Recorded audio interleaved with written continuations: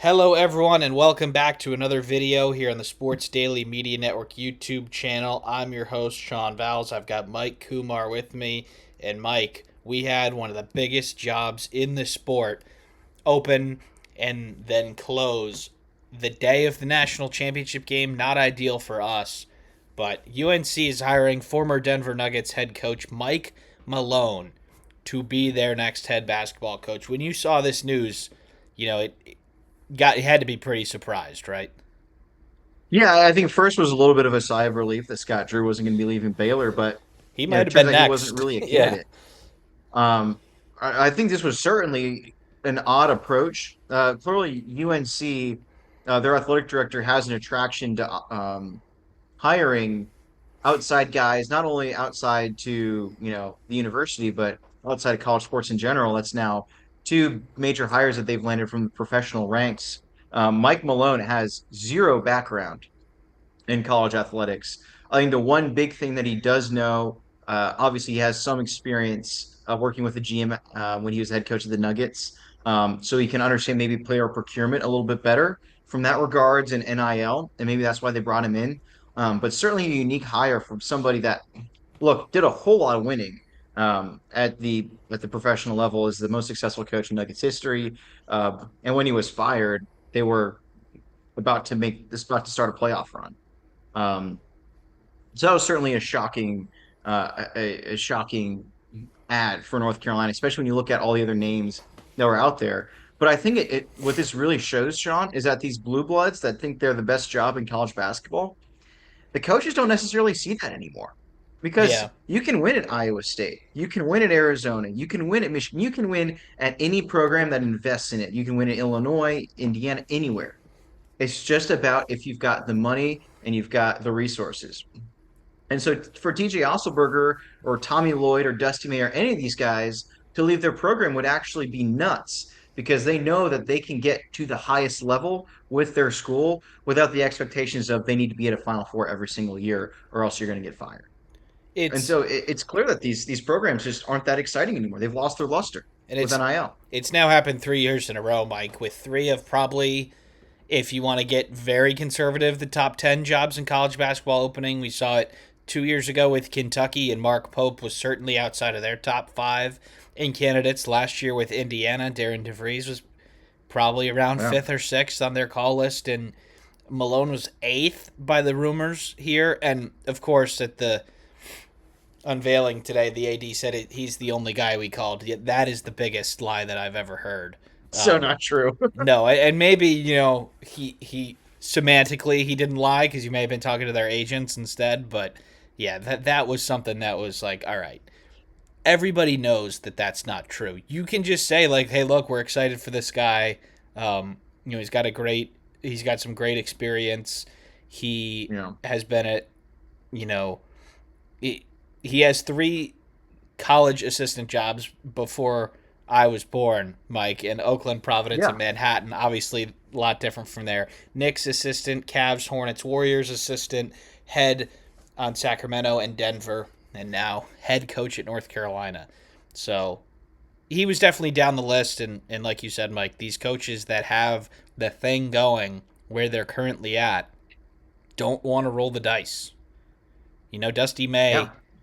could have been the Louisville coach if he wanted to. The year that the last year he's at Florida Atlantic, he picked Michigan over them. He could have been the Indiana coach last year. He said no. He could have been the North Carolina coach this year. He said no. So I Yeah. think that the pressure cooker, the fishbowl, whatever, cliche term you want to use, if you've already got the thing going, why would you go to a place in Chapel Hill that demands you to, if you like lose in the round of 32 in year one, there are going to be some people putting you on the hot seat. Look at Mark Pope at Kentucky. Yeah. They Mark, have Mark not Pope's been on. they have not been particularly bad these 2 years, but they haven't been great either. And there are some fans that would want to fire him today. So Yeah. they obviously this is about Mike Malone, so let's go back to him. But NBA coaches for a long time, there was an era of bringing them back to college. They have not had the best results. Obviously, North Carolina fans want to think differently about this one, but do you think that those matter when looking at this hire? Yeah, I think it's a little bit different brand of college basketball now than it was, when we had this wave of a lot of previous NBA talent, NBA coaches coming back to coach in the college ranks. And a big reason for that is NIL. These players are probably treated a little bit more like professional athletes because to a degree they kind of are. Um, so maybe there's a level there, but at the end of the day, these are still 18 to 22-year-old kids that you're working with, and that's a whole lot different than working with a locker room that's got some seasoned veterans that have been around the game or their team for 10 12 years. Every team in the NBA has got one of those guys. You don't have that in college, so you're relying on 21-year-olds to be the leaders of your team instead of 31-year-olds when your 21-year-olds are your rookies. So um, I don't I don't I mean I hope this works out on their behalf, but uh, I just think you'd need somebody that has a little bit of college background experience. And for this AD, look, this is a two serious gamble hires back to back. Really hope this one pans out, or he might be looking for a new job soon. And there has been a change in that department, Mike. Bubba Cunningham was the one who did hire Belichick, and he is sort of transitioning out right now. So they basically have two ADs right now. They have an incoming AD who's not like officially the AD yet, and Bubba Cunningham who's transitioning out. But they have not shied away from unconventional hires. If you remember the field hockey team, they Yeah, hired a Aaron girl Maston. who Yeah, who was a senior, and then she was the head coach the next year. So they have yeah. not shied away from un, uh, unconventional actions here. But I think the timing part of this also probably was the reason why we had the decision today. Word over the weekend and into Monday was that they were zeroing in on Chicago Bulls coach Billy Donovan, Yeah. obviously former college coach. It has been 11 years since he coached in college, but he's coached for multiple power conference teams. It Yeah. appeared that Multiple national he championships. it Yeah. appeared that he wanted to wait until the end of the regular season, which is like Yeah. not that far away, but in the age of the calendar and the short window that the transfer portal is going to take, UNC felt like they needed to have a coach in there today, and I think that's why they made the decision. And for Billy Donovan, this is like the second job in 3 years that he's been a serious candidate for and Yeah. wanted to finish out the year and couldn't do it because it was very clear that he had interest in the Kentucky job a couple of years ago and spurned them to stay in the NBA. There's definitely a little bit of an interest. It would be kind of intriguing to see Billy Donovan back in college. He's got his name is on a court there in Gainesville, Florida.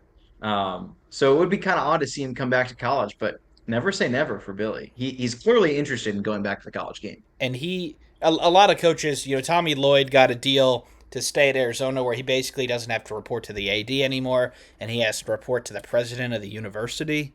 Like, that president of the university is not going to be having, daily, weekly chats with Tommy Lloyd. Um, No. so he ended up better off because of it. And Billy Donovan did actually end up better off for it. He's going to have a new general manager and a new president of basketball operations up there in Chicago. So I'm sure he probably went to them and said, "Hey, look, I can leave unless you do these Yeah. things," and they did them. So North Carolina ends up with Mike Malone. I think that the staff that he surrounds himself with, Mike, is obviously very important here. He is probably going to need somebody on the staff that has been a head coach Yeah. somewhere in Division One, even if it's in the low major ranks. We did see it with John Shire when they brought over the Schrage, I think his name is, from Elon. We have seen it other places. We just saw it. We see it at LSU right now. Will Wade is taking a head coach off of Texas Southern, but I would think that Yeah. UNC fans would feel a lot better, or could feel a lot better based on the staff that they surround him with. And I'm gonna say this now, and this is not gonna happen this year. It might not happen next year. It might not happen ever. But don't be surprised if you ever see Hubert Davis back on the sidelines of UNC as an assistant coach. And they are very close, Mike. The reason why Joe linked Malone with this job in this when we did the video when it opened was because that he has been like sort of involved with the program. He went to practice a number of times in the summer and in the fall and worked with a few of these players. Yeah. So he like Hubert can be around if he wants to, if that Yeah. makes sense. It won't be Malone saying no. So yeah, I think No. the Hubert is not the head coach anymore. I could see him being on the staff one day. Kind of like a Brent Pry at Virginia Tech football type situation. Well, yeah, that was a little quick. That was, a couple months after he got fired. He ends up back in one of the coordinators' offices. But yeah, Yeah. I think that yeah, they were definitely they're definitely pretty close, and I think the players really, some of them actually had a decent relationship with Malone already. Now, a number of them have entered the transfer portal, which officially opened today, but there's a dead period for a few days.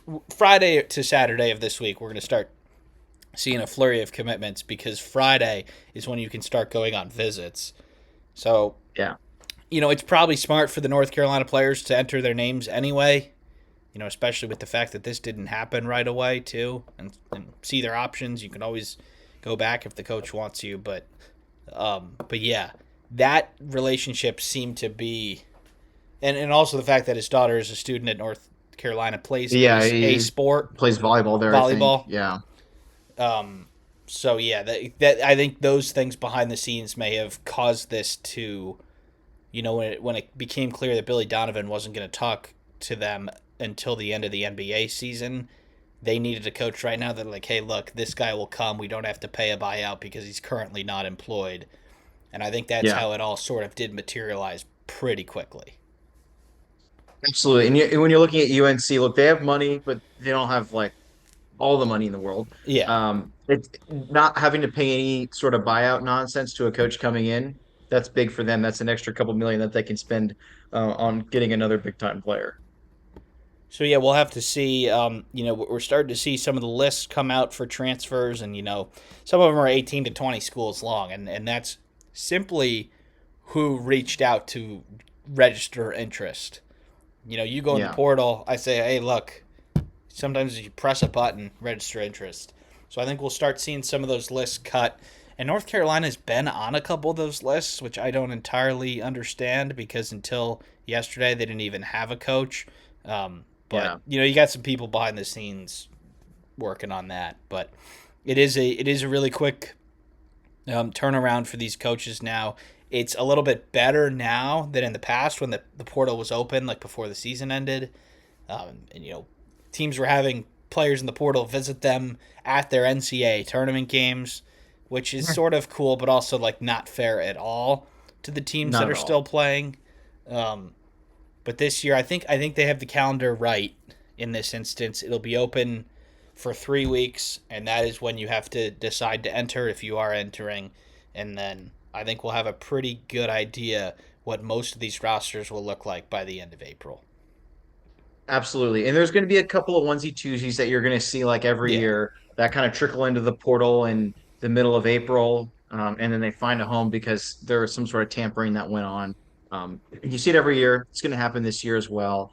But there does seem to be a little bit more control of the portal, which is one thing that I can appreciate about the NCAA right now. And so when it comes to North Carolina, Mike, I think there is like a little bit of a floor going in that UNC will have just because they are so much better funded, better resource, better brand recognition than the rest of the league. So I think knowing absolutely nothing about the team that he will have, I think there is like a legit path to at least a tournament appearance in year one.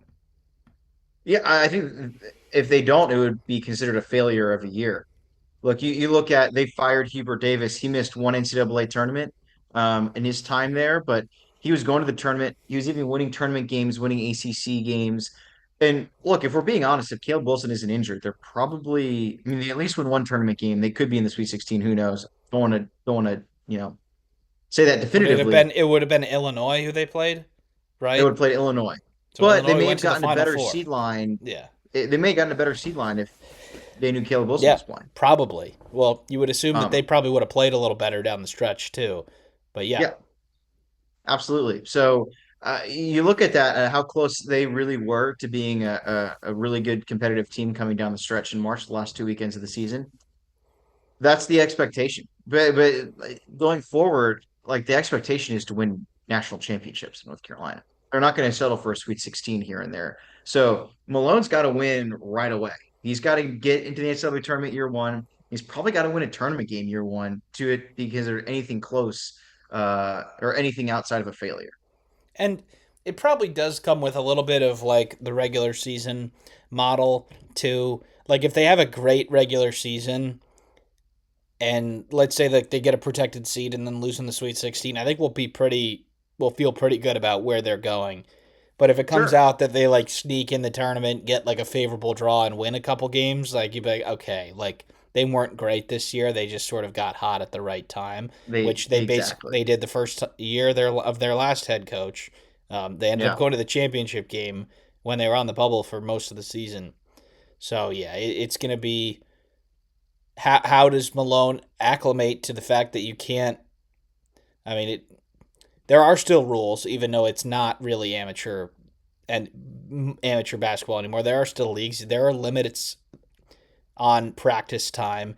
There are limits on film room time. Like all reports are, is that Mike Malone is an X's and O's wizard with a Yeah. rather complex scheme. Can he get that across to his younger players who are less, not as talented as NBA players in less time? Um, than an NBA player would have. Being in the facility for 10 to 12 hours a day in preseason. But yeah, that's obviously something that is not unique to him. All the other NBA coaches, like we said, some of them figured it out. Some of them had solid seasons and bad seasons. Um, it probably isn't such a big deal at the end of the day, but the college game is different than the Yeah. NBA game until the 3 point line's a different length. Like plays are going to have to be three. You don't have to run so far out to get an open three in college. So I think there'll be a little bit of a learning curve on Malone's side too. That these are Yes. young college kids, not 28-year-olds who have been playing pro ball for 10 years. Yeah. No, absolutely. But unless you got anything else to add, Mike, on Mike Malone in North Carolina, I think we'll wrap it up here. Yeah, absolutely. I think that's all I got. All right. Well, thank you everybody for tuning in. And please check out our other videos if you haven't already. We're going to have some state of the program videos coming out in the upcoming weeks for the various college basketball teams as they start to fill out their rosters in the transfer portal. So thanks for tuning in, and I'll see you next time.